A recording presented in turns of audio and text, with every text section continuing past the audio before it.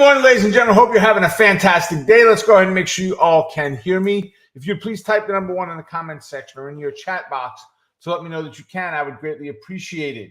And as you do, keep in mind that everything we look at today is for educational purposes only. Nothing is meant to be advice or recommendations.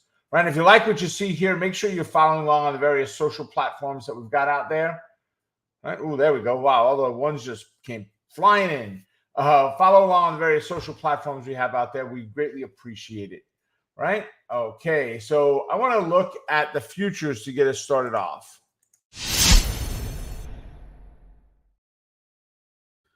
So a little bit of recovery after yesterday. We're up 21 points on the S&P. We're up 121 on the YM. We are up 100 on the NASDAQ. The Russell is up 7.5. We had a pop in the last couple of seconds, which would have been on PPI, which came out at 8:30. Right? So is my guess. Right? Let's see. Bitcoin is down another $1,000. Ethereum is down 41. Gold is down 8, and crude is back up to 122 a barrel.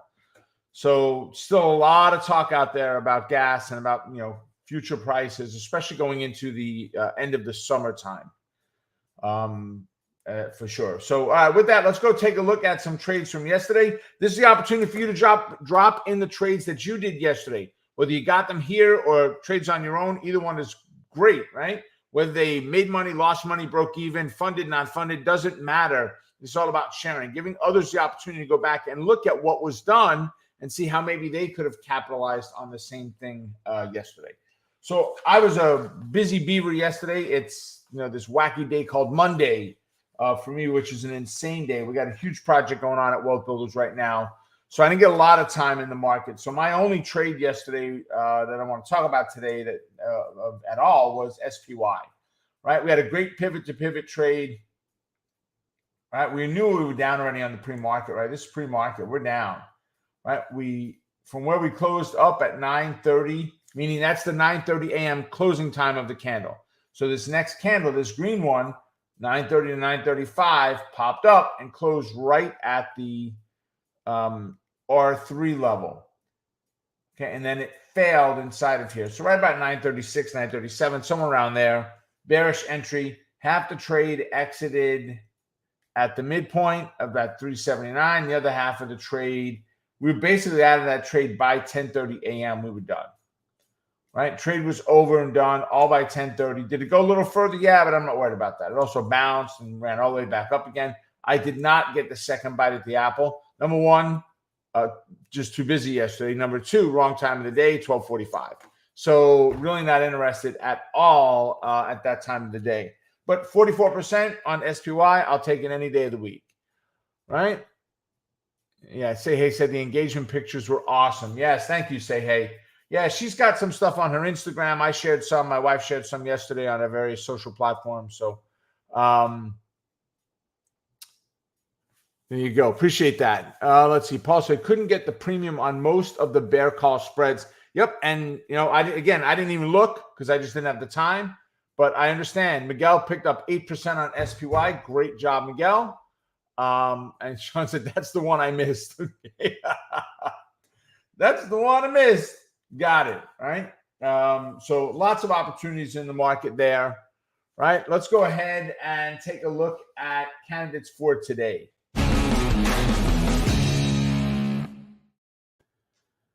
So build out our list on Omega Charts, BBY, which is Best Buy. They got a downgrade from Bank of America. They're right now down $1 today. They're looking very ugly already. Right. Wowzer. Very, very ugly. If they're sitting right now at 68, still well above the 65. I don't know if you'll get any premium for it, but we're going to look at a bear call spread above 77. My guess is no. We're not going to get any real premium for it. Probably not. We'll see what happens when it opens up today, but that would be the only way I would take it. Right? CLR, right, which is Continental Resources, private bid to take it or a bid to take it private, not to merge, to say no longer a stock like Twitter, right? Elon Musk wants to take it off the market, make it a private company, get away from some of the government regulations. So that has driven the stock up today, $5.73. They're at $70 right now. So really nice move. We're going to look at a bull put spread below 68. All right, next is Coin, C-O-I-N. Coinbase, they were on our list yesterday. Right, yesterday we had crypto pullback. It's still pulling back today, but Coinbase got downgraded today by JP Morgan. It ain't looking pretty for these crypto type companies, guys. I still believe in crypto without a doubt, but some of these Square and some of those like that are very heavily invested in crypto are going to feel the brunt of this for a little bit, I think. So right now on Coinbase, they're down to 49. They're down about $3, a little more than $3. All right, let me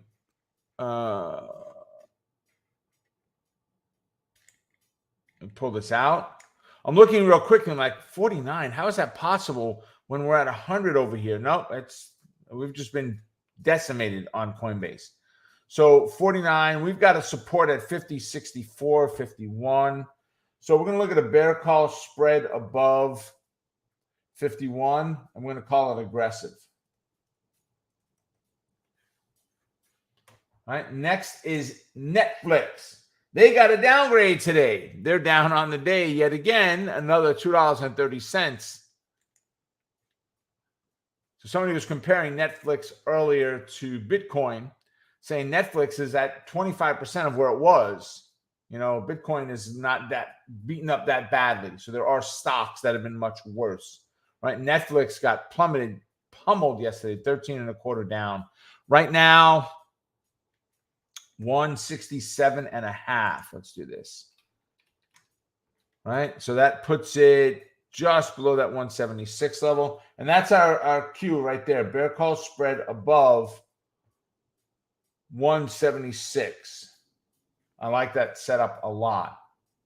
A lot of wiggle room. 76. So we've got to go to 177 halves to get it. Okay. Right now we're looking at about as of yesterday, about 75 cents of premium, 77 halves, 80s. All right. Then we've got NTAP. All right. There's only 3 candidates left on my list, folks. Drop in the symbols that you want me to take a look at. Make this that last shot before we get done for the day of let's get one more set of eyes on that chart before I look to place that trade. So NTAP was an upgrade by Deutsche Bank. So first thing I need to do is look at a much bigger view than what we're looking at there. So the overall pattern be bearish, true bear. NTAP, we're up $2 to 66.5. So we are stuck right at a resistance level, right?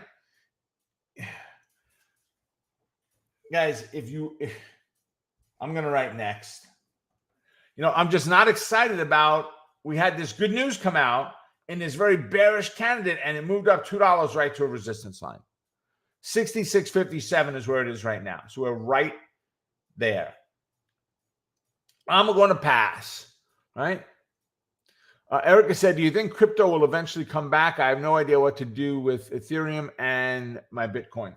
So I do believe it's coming back. There's still people touting 100,000 at the end of this year. I think Bitcoin hits 100,000. I just don't know if it's going to happen any longer this year with what's taking place. I think really the respect of some of the key levels, fib levels going forward, Erica, are going to make a big difference there, whether or not we bounce or we continue to break.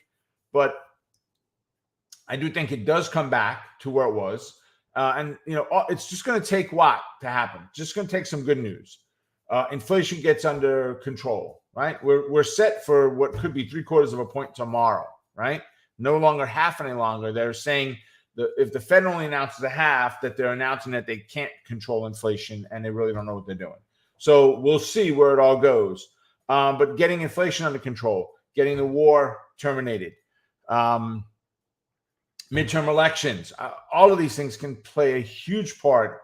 And if the midterm elections are done properly, I think you could see a very quick shift in what happens. May still not be justified, but a shift, no doubt, right? All right, so Oracle is our next one.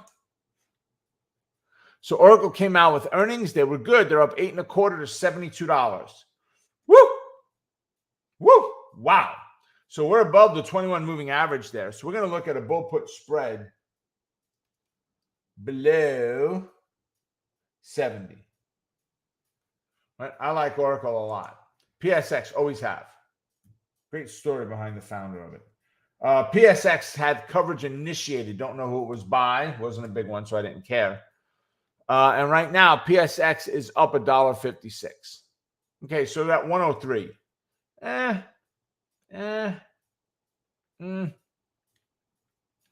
Here's what we're going to do. Bull put spread below 98, and it's still going to be aggressive. So you got a little bit of wiggle room down here. If you can get any premium down below the 98, we will take it. Right? As of yesterday, we could. So yesterday, the 98 was 115. And then lastly is Twitter. So Twitter right now is up 73 cents.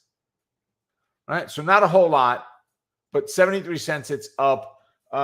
Musk has openly said he was going to attend some kind of employee meeting that they were having. So that was taken very positively, maybe because still keeping his hat in the ring of, yes, I still want to buy Twitter.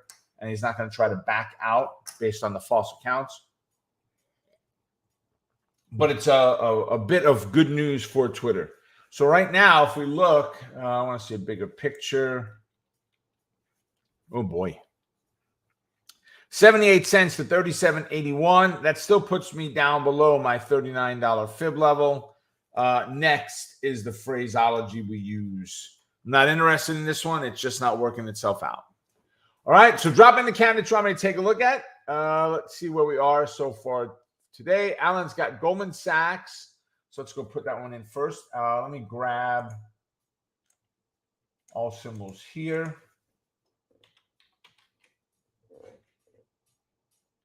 And let's see what it's doing pre-market. All right, so got crushed yesterday, but came back nicely. Big gap down, came back nice. Closed right at the Fibit. Retest of the 283 level. Yep, so we're up a little bit at 285.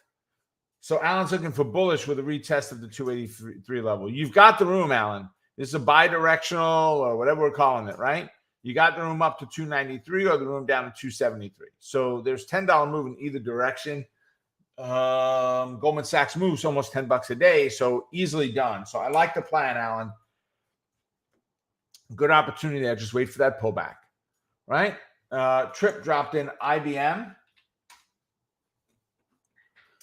for the test of the 135.68 level. Let me see where they are pre-market. IBM. They're up 69 cents to one. We'll call it 136. All right.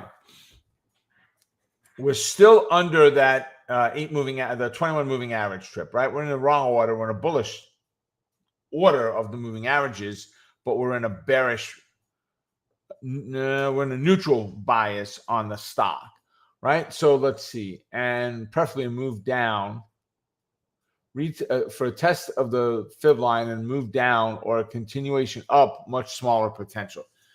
Yes, because you've got moving average in the way there. So either way works, Trip. But right now, with us sitting at 136, we're kind of in the middle. So we needed to test somewhere. Preferably back at that 133 in the bounce with the bullishness of today. If not, break the 133. You've got a bearish move to 130. And who knows? It's only 8:45. The market could shift direction 2 or 3 times before the day is over. All right. Erica, you are welcome. Hope that helps, Trip. Let's see. Micron is in a good position at the negative 382. So let's go look at MU.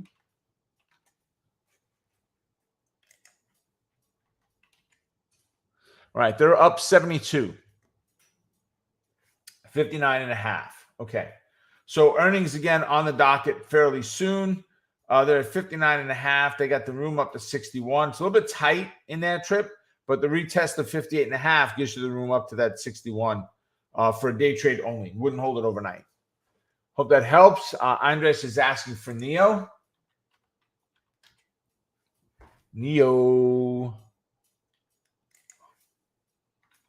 I know there are a lot of people that trade this regularly. 1660 up 60 cents. 1743 is our 21 moving average. So we're still in a bearish bias. We got to break that 1614 level for anything bearish as a trade. For the upside, I've got nothing there right now because of just position of moving averages. So Andres, I would only take it to a bearish setup. Break the 1614 retest, fail. $13 is your target, and we don't need a fib in there. So that works. Let's see. Maybe Trip. Let's go check. Trip said, did we need a new fib on IBM? Oh, you know what, Trip? We did this yesterday in the office at Power Hour. So yes, you're spot on, but it's a different computer where I did that from yesterday.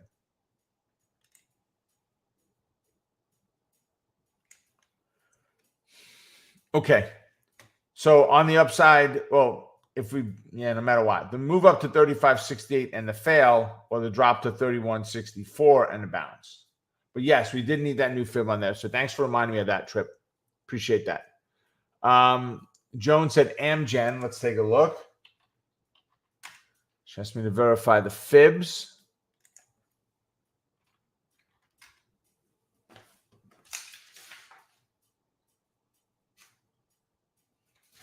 Just checking on another tracker that I've got. So when we look at redrawing the fibs, a couple of reasons to redraw. Number one, first one is, did we violate on the close the negative 618? Doesn't mean to redraw them. It means to see if you have another place to redraw or get ready to redraw. That's number one. Number two, if the move, the original move, is greater, or let me rephrase that. If the original move, which here was $37, we have a bigger move than that, which we could have from that bottom, but that top in there. Does that move up, back down? I just think there's too much of a pullback in there, considering this was just a straight run, and it's very early in there in the run.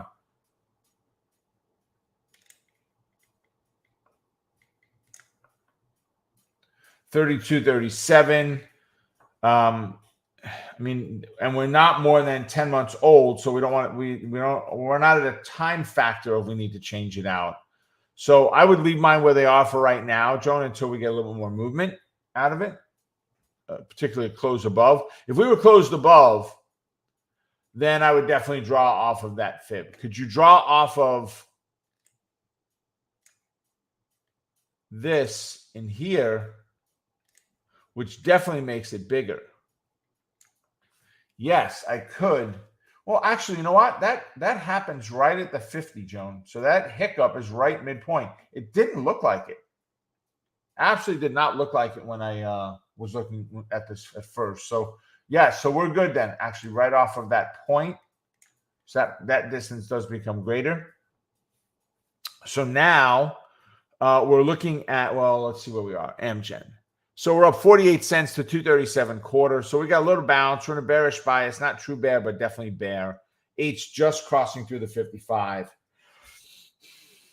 You know, it's that bidirectional trade. You got room up to 241.5 or room down to 231.25, right? So either way, we need a move and a test, right? Retest and bounce, or fail, retest and drop. Hope that helps. All right.